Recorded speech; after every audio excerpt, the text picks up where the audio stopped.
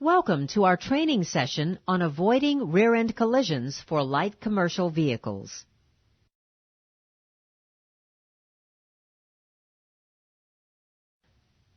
Rear-end collisions can be very serious since the vehicle that is struck from behind is usually stopped or moving very slowly while the other vehicle is in motion. The potential for catastrophe is amplified when the vehicle in motion is a van or truck and the vehicle that is struck is a smaller vehicle, such as an automobile. Although statistics indicate that the majority of collisions involving commercial vehicles and automobiles are caused by the driver of the automobile, we want to focus on ways to avoid those accidents regardless of who is at fault. In fatal collisions where the commercial driver was at fault, the majority of these collisions involved the commercial vehicle striking the automobile from the rear. In this lesson, we will focus on several common causes and scenarios concerning rear-end collisions. There are also actual collisions cited as examples for most situations. Most professional drivers have been instructed on defensive driving, yet rear-end collisions still occur. Many times the cause is not because the driver did not know to allow an ample following distance, but rather because his or her mind was preoccupied with something other than driving. This is the point that needs to be stressed to the drivers. Keep your mind on your driving. Know what's happening on the road ahead and be prepared to stop in time for the unexpected.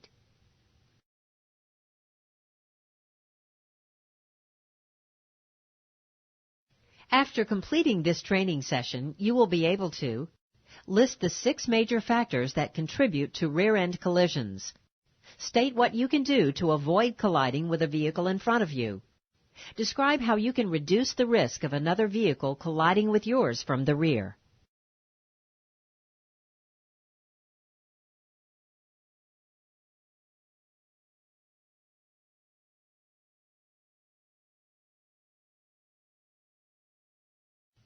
What drivers must remember. All drivers have different personalities, but when they are behind the wheel of light commercial vehicles, they need to incorporate patience, self-control, and professionalism. They also need a respect for the motorist around them, as well as a respect for the potential damage that can result from their vehicle striking another vehicle. This is especially true if the other vehicle is slowed or stopped. Even when you allow yourself ample following distance or when there is no one in front of you, you must be alert for slowed or stopped traffic. If you are not concentrating on the road ahead and traffic is unexpectedly stopped, you may not be able to stop your vehicle in time to avoid a deadly situation. This often happens on wide-open interstate highways when you are not expecting stopped traffic. Be especially careful in or near urban areas where there is merging traffic. Watch for signs indicating that either the left or right lane will end. This often causes congestion and slowdowns or stoppage of traffic. When driving in traffic situations like these, you need to expect that anything will happen.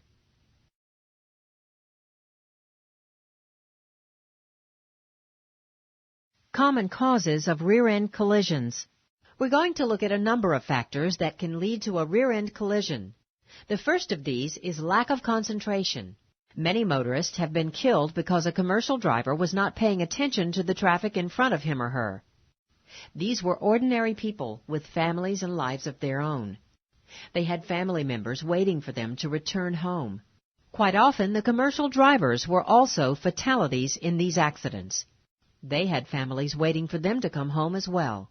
Sometimes financial problems, marital problems, and disagreements with dispatch or customers are on the driver's mind, rather than defensive driving. So, how do you keep your mind on driving 100% of the time? Admittedly, this is easier said than done. However, here are a few suggestions to help keep your mind on your driving. First of all, commit yourself to being a professional driver. This means that every time you get behind the wheel, you put on an attitude of professionalism. You do not allow distractions from your driving concentration. The professional driver does not eat, drink, read, or fill out paperwork while traveling down the road. Do not use your cell phone while the vehicle is moving. Studies have shown that a person driving while talking on the phone has about the same driving attention as a person who is at the legal alcohol limit. Mentally unload any problems before you get behind the wheel. If you find yourself concentrating on a problem, pull over to a safe location and take a walk to clear your mind. Or get on the phone and work out the problem with the involved parties before continuing on. If that is not possible or feasible, then tell yourself that you will take time to ponder these pressing matters when you take a break from driving. Listen to soothing or instrumental music to take your mind off your worries and allow yourself to concentrate on your driving. Always ask yourself, if that car ahead of me does a panic stop unexpectedly, will I be able to stop in time?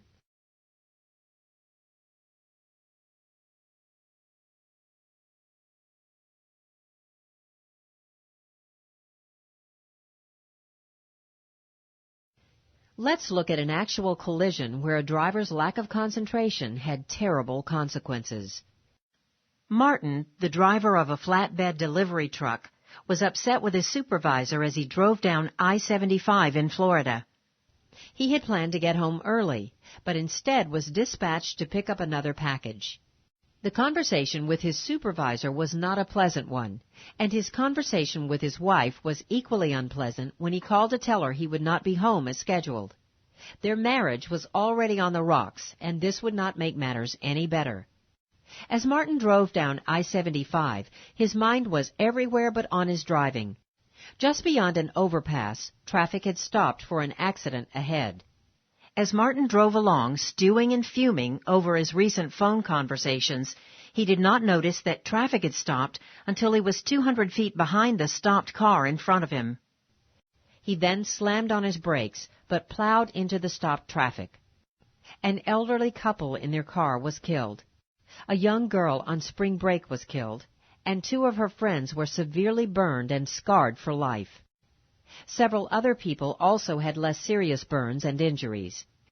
Martin was only slightly injured physically, but lives with the emotional scars of the accident he caused. He was divorced shortly after the accident and no longer drives for a living.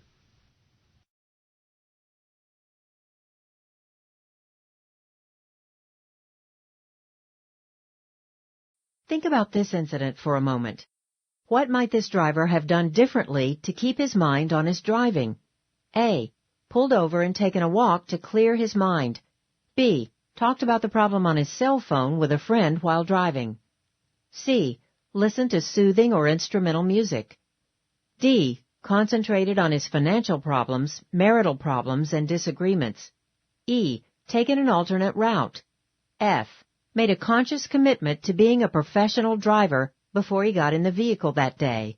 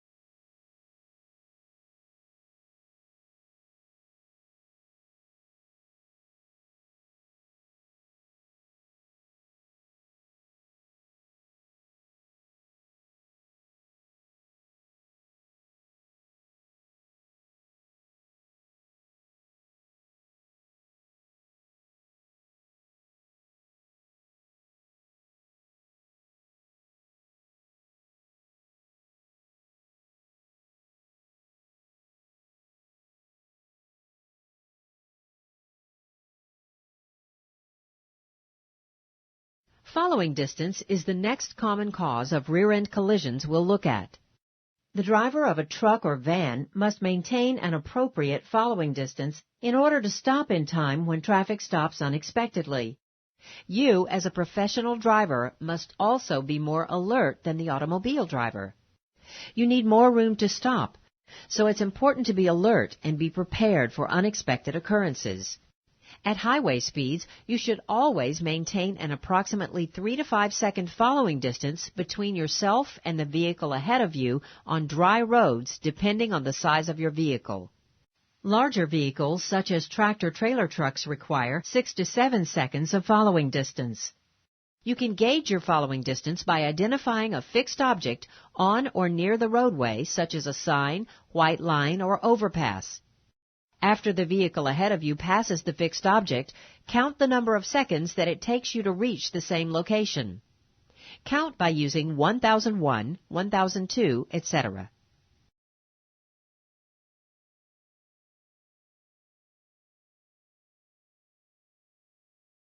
It takes approximately 335 feet to stop a loaded tractor-trailer going 55 miles per hour on dry pavement with proper braking capabilities. A van or light truck requires 250 to 300 feet to stop, depending on the vehicle. In contrast, it takes the average automobile about 200 feet to stop under the same circumstances. As a driver of a van or light truck, you will need 50 to 100 extra feet to stop without hitting the automobile. In reality, you will need more distance than that, because you will likely hit your brakes after the driver of the automobile in front hits theirs. There is also more of a lag time with a truck's brake activation compared to an automobile. When you combine reaction time with lag time, you have a minimum of 1 to 2 seconds. At 55 miles an hour, that would be 80 to 160 feet that your vehicle will have traveled before any braking action begins. This means that if you are maintaining the same following distance as an automobile in a line of traffic, and there is an unexpected hazard causing everyone to brake hard, you will not be able to stop without ramming the car ahead of you. Many times in urban or congested areas, it is nearly impossible to maintain your 3 to 5 second following distance because traffic keeps filling in the space in front of you. In cases like this, you want to be going slightly slower than the flow of traffic, so that when cars do cut into your open space, they are moving faster than you and are pulling away from you. Never tailgate. The potential for a serious accident exists if the vehicle in front of you makes a sudden stop. Tailgating also makes other motorists very nervous and gives your profession a negative image. Do not tailgate a truck. It's like driving in fog. You can only see as far as the rear doors of the truck ahead of you.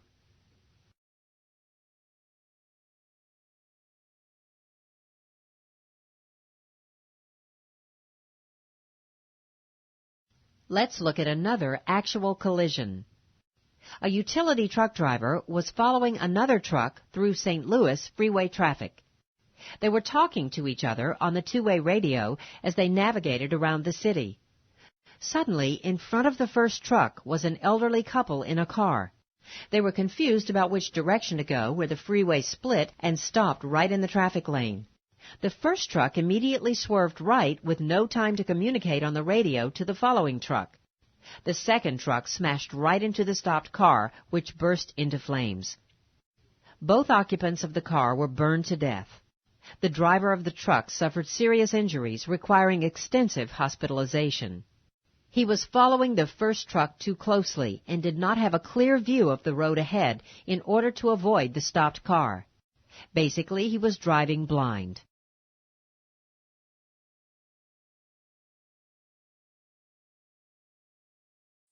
Think for a moment about this accident.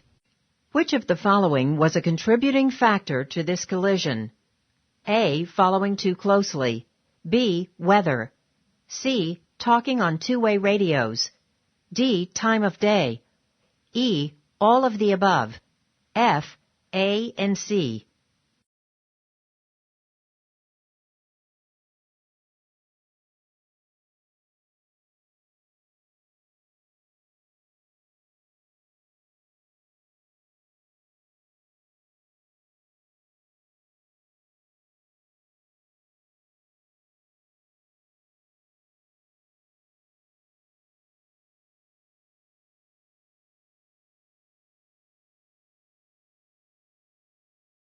Now, let's take a look at stopping your vehicle.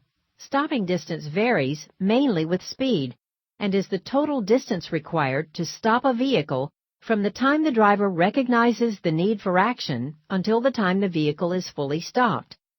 Other factors such as weather, temperature, the condition of your tires, and the type of road all affect stopping distance. Click on a speed below to see the total stopping distance for a vehicle traveling at that speed.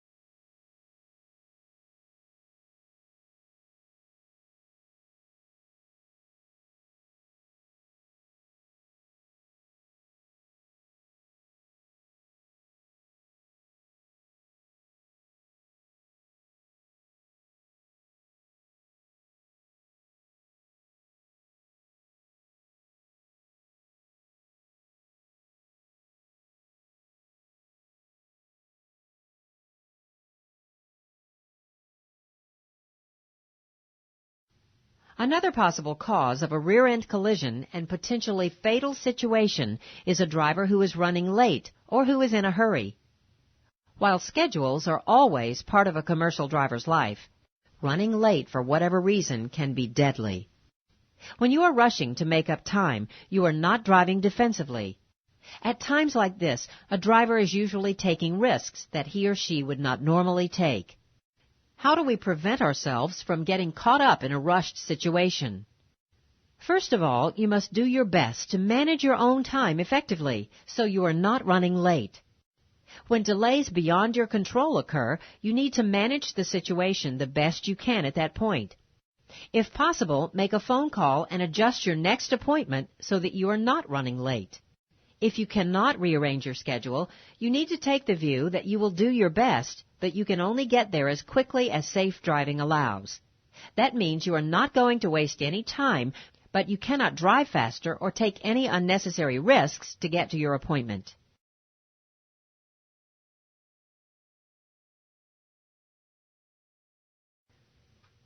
Let's look at another actual collision involving a hurried driver. Tony was in her first week driving a courier van for a new company. Her route took her back and forth over the same roads a dozen or more times per day. There was constant pressure to make deliveries on time.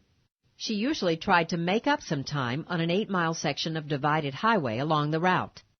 On this particular day, traffic was fairly heavy with several slower-moving vehicles. Tony changed lanes several times in a 4-mile section to navigate her way through the slower traffic. As Tony was following an RV in the right lane, she waited while another vehicle passed her on the left, then quickly cut into the left lane to pass the RV. Just as she got into the left lane, traffic in that lane braked hard due to other vehicles changing lanes ahead. Tony was right on the tail of the other vehicle and was caught by surprise with no time to stop and nowhere to go but into the median.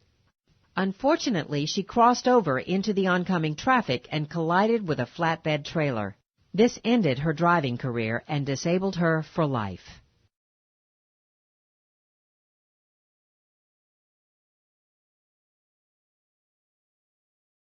Stop and think about this incident. Since Tony could not rearrange her schedule, what attitude should she have taken? A. I can make up the time if I hurry. B. I'll do my best in a safe manner, but I can only get there as quickly as is safe. C. I don't care. Or D. None of the above.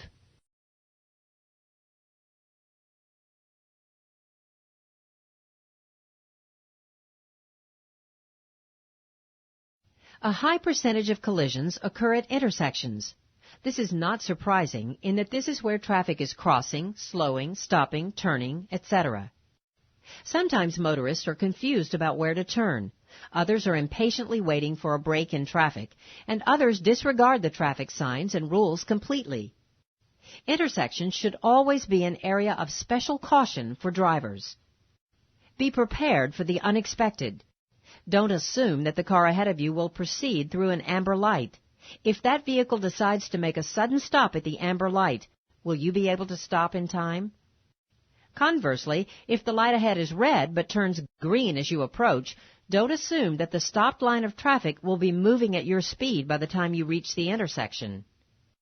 Many drivers hate to lose momentum since it takes time to build up to highway speeds once you slow down or stop. When you spot a potentially hazardous problem that would call for slowing down and preparing to stop, don't let a reluctance to lose momentum prevent you from driving defensively.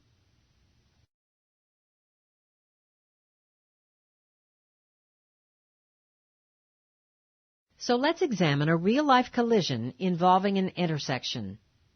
The driver of a small delivery van was traveling on a 4-lane divided highway with cross streets and occasional traffic lights. Traffic was light that day around 2:30 p.m. He had spent all morning sorting his deliveries at the warehouse facility. He had to get across town before 3 p.m. There were 2 cars ahead of him traveling almost side by side. Just as they were approaching the intersection, the light turned yellow. Traffic was traveling approximately 55 miles an hour. The delivery van driver was in a hurry and very impatient. He thought that he could clear the light before it turned red and assumed that both cars ahead of him would go through the light. Suddenly, the car directly in front of him in his lane decided to stop for the yellow light. He yelled at the driver, "Idiot, you can make it!" There was no time to react. By the time the van driver got his foot on the brake, he was on top of the car. This resulted in a terrible crash and the loss of 2 lives.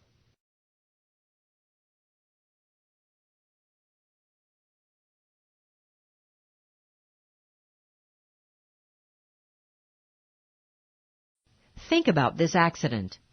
What was the root cause of this collision? A. Speed. B. Weather. C. Assumption on the driver's part. D. Impatient driving. E. C and D.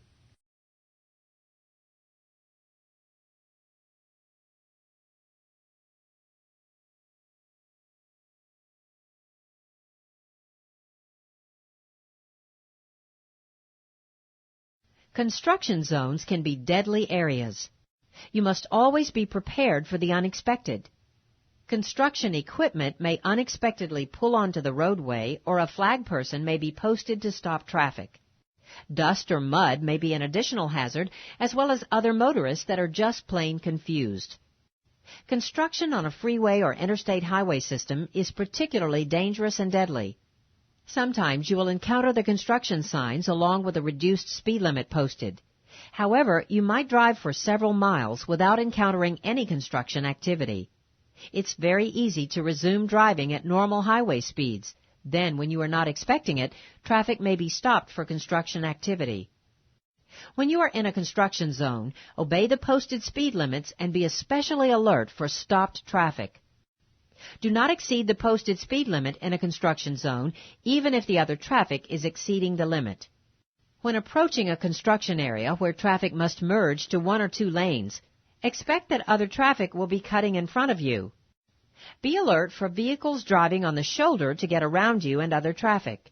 Some people will speed down a lane that is ending and try to merge into traffic just before the barricades. This can be very irritating, but you must expect it and not allow yourself to be involved in a crash. Be on the alert for equipment that may cross the road and watch for flaggers. Always be prepared to stop, even if the flagger is displaying the slow side of the sign. A tourist may decide to stop and ask the flagger directions. Be prepared for the unexpected.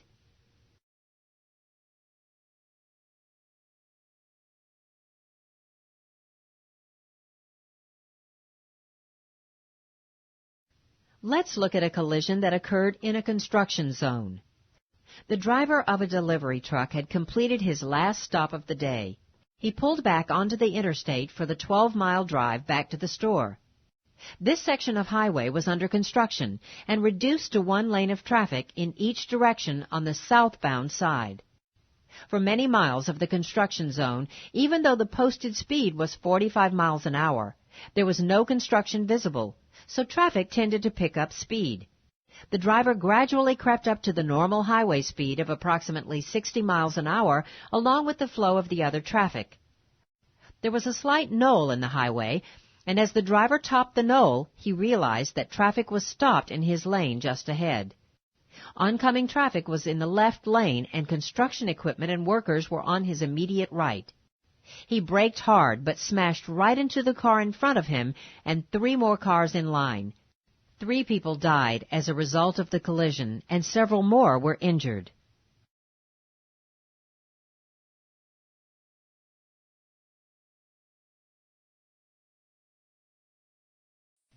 Think for a minute about the collision we just described, then answer the following.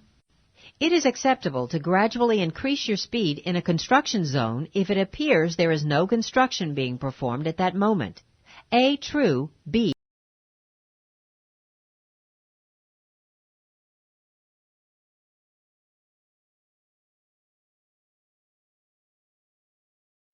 another cause of rear-end accidents is fatigue. Fatigue is an entire topic in and of itself, and there are several good programs available on managing fatigue. The bottom line is that you as a driver must manage your time and sleep so that you have had enough rest prior to getting behind the wheel. If you find yourself getting drowsy while you are at the wheel, pull off at the first available safe location and get some rest. To help stay awake while you get to a safe rest location, crack your window to let in some fresh air. Sing to yourself. Turn down the heat. Chew gum, or any other appropriate and safe method to stay awake.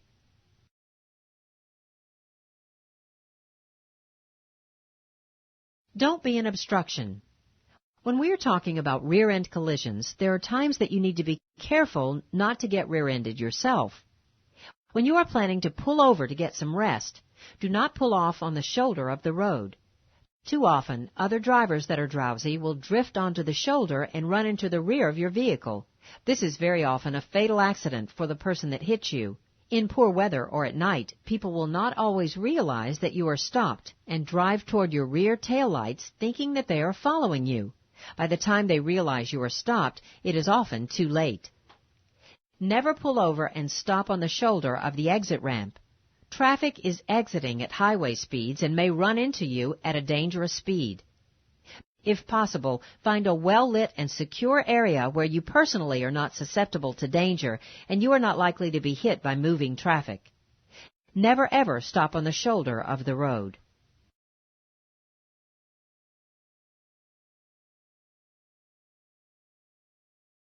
In conclusion, put on your professional attitude every time you get behind the wheel.